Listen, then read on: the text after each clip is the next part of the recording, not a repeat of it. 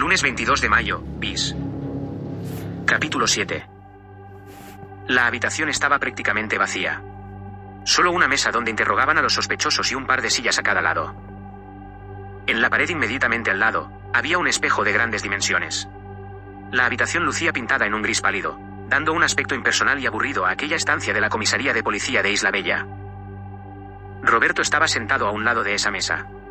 Un uniformado entró a la sala para informarle que la pareja de inspectores llegaba desde la capital en unos minutos. El reloj pasaba de las 2 de la madrugada. Le habían sacado de la cama. Una cámara de la estación había captado la matrícula de su coche abandonando la zona. Minda ya sabía lo que había ocurrido en aquel lugar, estaba desolado por ello.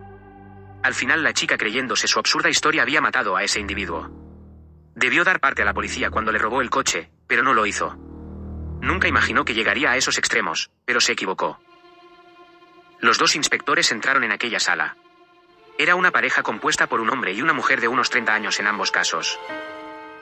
La chica ocupó la silla inmediatamente enfrente de Minda. El joven permaneció en pie hasta que el funcionario uniformado trajo otro asiento que puso al lado haciendo lo propio. Ella era rubia, tenía el pelo corto y unos ojos de un azul tan intenso, que era difícil apartar la vista de ellos una vez te habías fijado. El hombre era más alto. El pelo lo llevaba algo alborotado y era color castaño al igual que sus ojos. Buenas noches. Saludó la joven. Acto seguido se presentó: soy la inspectora Fuentes y mi compañero es el inspector Garrido. Buenas noches, dijo Minda. Vamos a ver, le hemos pedido que venga por la implicación de su vehículo en la escena del crimen esta tarde en la estación de trenes de Piesmontes. Le informó ella. Sí, eso me han dicho. ¿Qué tiene que ver usted con todo lo sucedido?, le preguntó la policía. El otro inspector permanecía en silencio de momento. Mire. Hizo una pequeña pausa antes de proseguir. Esta mañana recibí una llamada de Laura Santisteban manifestándome la intención de venir hasta aquí para verme. Tenía que contarme algo urgente y me pidió recogerla en la estación de autobuses. Hice lo que me pidió y vino con una historia surrealista. Quería que la ayudara a detener a un hombre que según ella iba a matar a mucha gente en el tren en la estación de Piesmontes. Me negué y me robó el coche. Esa es toda mi implicación, explicó. ¿Por qué no dio parte a la policía por el robo del vehículo? Sé que debería haberlo hecho y se disculpó. Pero ella es una buena amiga y sinceramente, no pensé en ningún momento que fuera a hacer lo que hizo. Ahora entiendo que me equivoqué. Si lo hubiera denunciado posiblemente todo esto se hubiera evitado, dijo Minda apesadumbrado. ¿Por qué creía que ese hombre iba a matar a otros en el tren?, le preguntó el inspector Garrido, que habló por primera vez. Verá, ella ha tenido problemas mentales anteriormente. Estuvo interna en una clínica estatal y está en tratamiento actualmente. Tuvo una experiencia bastante traumática en el pasado y no está del todo bien, explicó. Sabemos quién es, y también sabemos quién es usted, confesó Fuentes. Le he visto en ese programa de por las noches, apostilló. Y respecto a la señorita Santisteban, sabemos que hace 2 años fue acusada por la desaparición de Ana Santisteban, su hermana, y... Minda la interrumpió en ese momento. Ana Martín. La corrigió. ¿Cómo dice? Eran hermanas por parte de madre. La informó y acto seguido prosiguió diciendo. Mire, lo que pasó en ese pueblo, por muy absurdo que les parezca, ocurrió. Laura dijo la verdad, hay infinidad de pruebas de ello por muy sobrenatural que les suene. La defendió. Pero no ha contestado a la pregunta. ¿A cuál?, dijo Minda. Porque creía que ese hombre iba a cometer una masacre en la estación, reiteró la inspectora. Minda se tomó unos cuantos segundos antes de responder. Ella aseguraba que estaba repitiendo el día de hoy.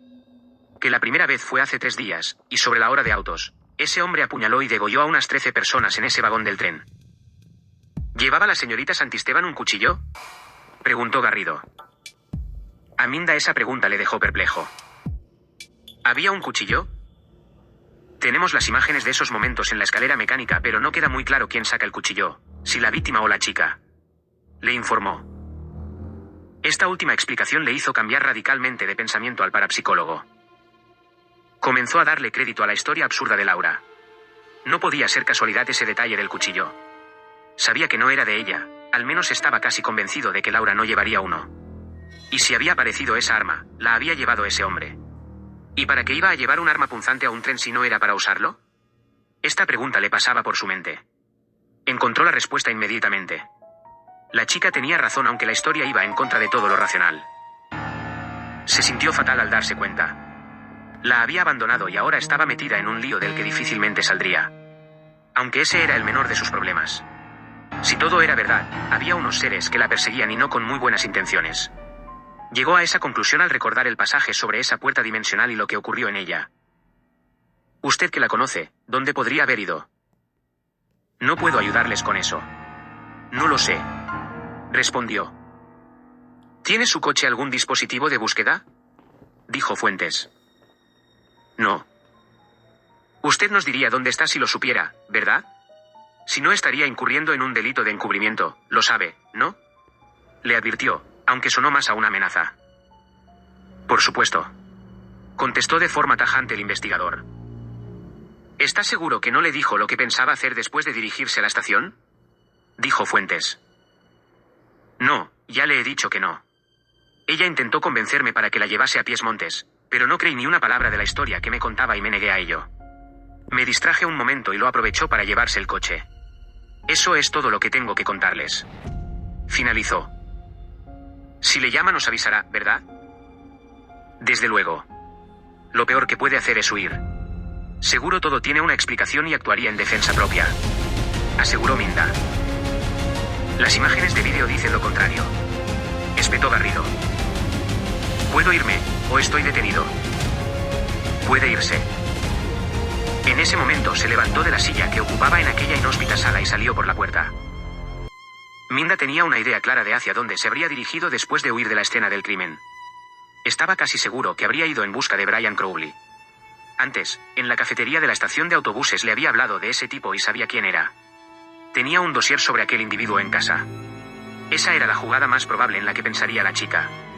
No quiso delatarla ante las autoridades. Le dio el beneficio de la duda, aunque necesitaba hablar con ella y no sabía cómo hacerlo.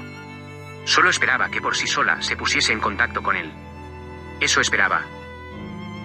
Mientras pensaba en ello, abandonó el edificio de la comisaría de policía. Estuvo conduciendo toda la noche. Lo hizo por carreteras secundarias. Tuvo suerte y no se encontró con ningún control policial. Se deshizo del teléfono tal como salió huyendo de la estación, no quería que la localizaran por el GPS. Tenía que ir a ver al señor Crowley, ya lo había demorado suficiente.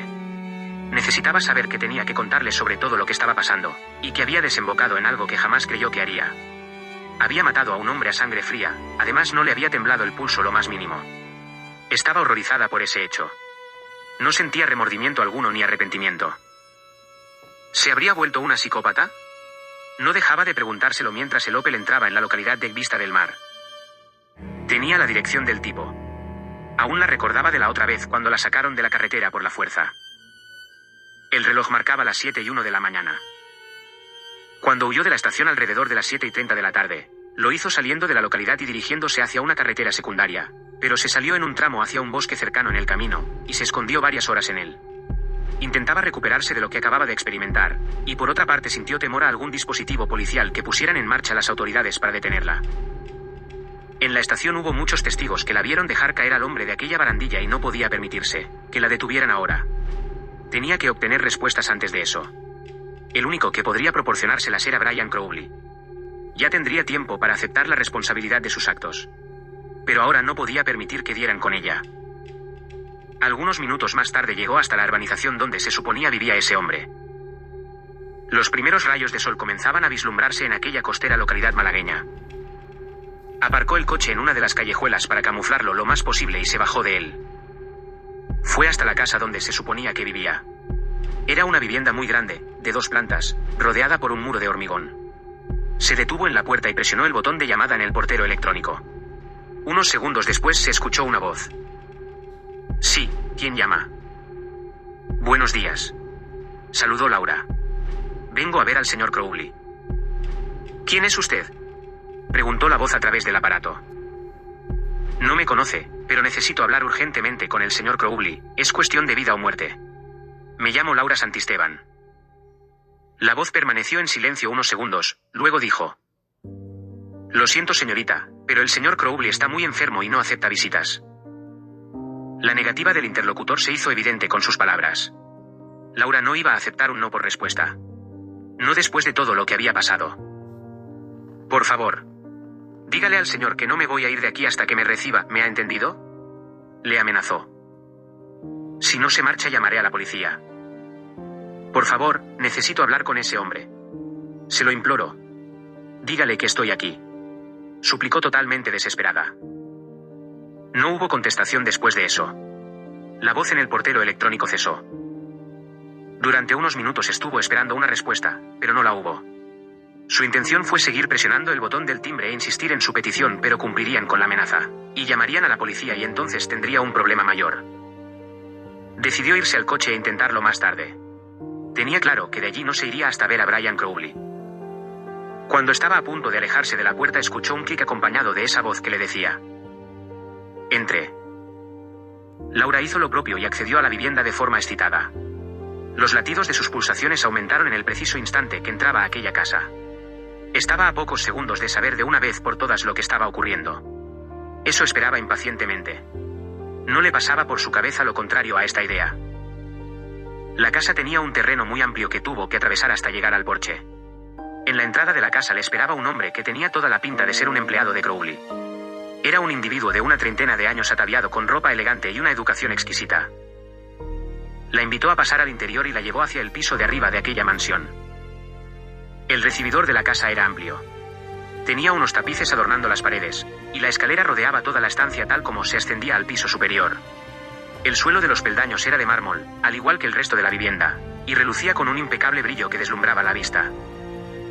En la parte de arriba había otras habitaciones. Embocaron el pasillo que conducía a las distintas estancias.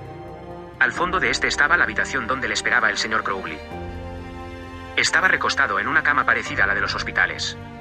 Una máquina descansaba junto a ella, y estaba conectada mediante unos cables al brazo y al pecho del hombre con unos electrodos y un soporte vital. El empleado le colocó un butacón en un lateral de la cama, y acto seguido salió de ese cuarto cerrando la puerta tras de sí. El hombre era un anciano, tenía alrededor de 75 años. Llevaba jubilado ya unos cuantos y desde entonces residía en el país. Era un señor delgado y ya no tenía prácticamente cabellos en su cabeza, solo alguna virutilla en la parte posterior en un tono canoso. El hombre tumbado en esa cama se dirigió por primera vez a Laura. La estaba esperando. Dijo este con un acento norteamericano pero en perfecto castellano. Laura se quedó sorprendida por las palabras de Crowley. ¿Cómo dice? ¿Qué me esperaba? ¿Me conoce?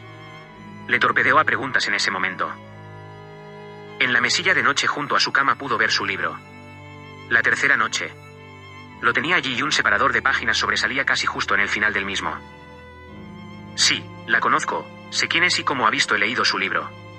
Lo dijo al ver que Laura se había fijado en ese detalle. ¿Pero ha dicho que me esperaba? Sí. Su hermana me dijo que venía a verme. Confesó. Al escuchar esto último se le erizaron los vellos de sus antebrazos inmediatamente. ¿Has soñado con mi hermana, verdad? Sí. A mí me habló de usted y me dijo que le buscara. ¿Por qué? Preguntó ella deseosa de una respuesta que pudiera entender. Supongo que quiere que le cuente algo que he mantenido en secreto durante toda mi vida. No solo por mi condición de militar estadounidense y las razones obvias de mi puesto, sino también por el pánico que le tenía a revelar toda esa verdad y las consecuencias que tendría por ello. Ahora ya no importa, estoy en fase terminal y con suerte me quedan un par de meses de vida. Aunque no estoy seguro, que vivir así 2 meses más se le pueda llamar suerte. Le explicó el hombre. Laura le escuchaba atentamente. Eso último la entristeció un poco, aunque acabara de conocerle. Pero le advierto algo. Dijo Crowley haciendo una breve pausa. Cuando le cuente toda la historia deseará no haberla escuchado. La gente tiene suerte de ser ajena a todo esto. Si lo supieran perderían toda la esperanza por vivir. Dijo. Estoy preparada para lo que tenga que contarme. Le aseguró Laura. Está bien. Lo primero me gustaría hacerle una pregunta. Dígame. ¿Cree usted en Dios? Si le digo la verdad, no. Al menos en el Dios que nos han impuesto desde la institución de la Iglesia. Pero sí creo en algo superior a nosotros. En eso tiene razón, pero no es lo que imagina. Y eso es lo más terrorífico de esta historia que comenzaré a explicarle a continuación.